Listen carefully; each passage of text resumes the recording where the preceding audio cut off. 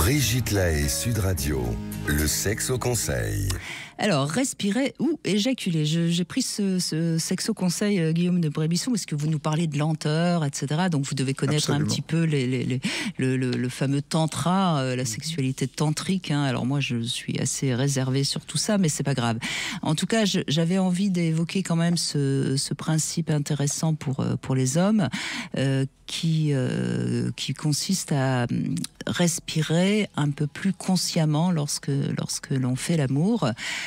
Parce que en fait, c'est simplement la respiration qui peut nous faire prendre conscience de ce qui entre et sort de notre corps. Ça, c'est valable pour tout, hein. C'est pas valable uniquement pour la sexualité.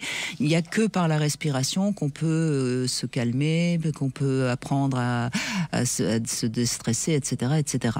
Et donc, forcément, ça peut avoir un effet sur la sexualité. Ça paraît assez logique jusqu'à présent. Hein. Je suis tout à fait d'accord avec vous. Et on va donc en venir à l'éjaculation qui, jusqu'à présent, tout le monde sera d'accord aussi, c'est une substance qui va sortir du corps, normalement. Hein.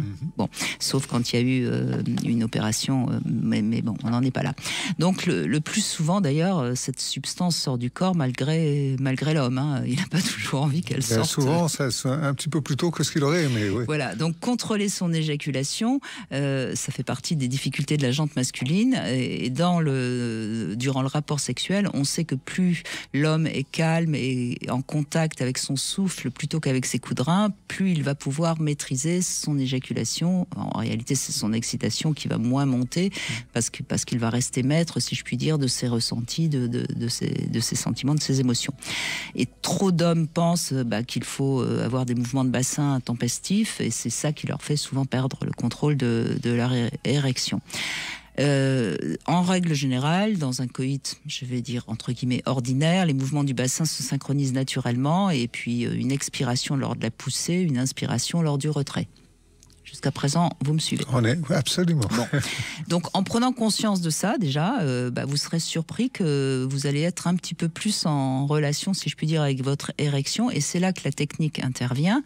En inversant le processus naturel, c'est-à-dire en expirant au moment où vous ressortez, si je puis dire, et en inspirant au moment où vous pénétrez plus profondément, vous aurez des possibilités de vous contenir bien plus que vous n'imaginez. Alors évidemment, au début, c'est assez complexe et assez compliqué, voire même ça peut se terminer en fou rire. Hein. Mais si vous arrivez à vous entraîner, vous allez voir que vous allez améliorer votre capacité à maintenir une érection sans éjaculer malgré vous. Voilà. Et l'idéal, c'est évidemment que la partenaire s'amuse aussi avec vous. Et donc, vous pénétrez profondément. Ensuite, vous retenez le souffle.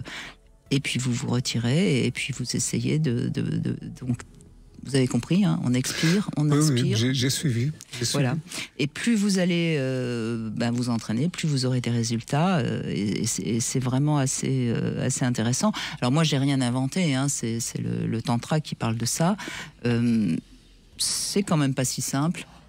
Non, c'est un petit peu compliqué. Vous avez tout le week-end pour travailler. Mais on va s'y mettre, c'est promis.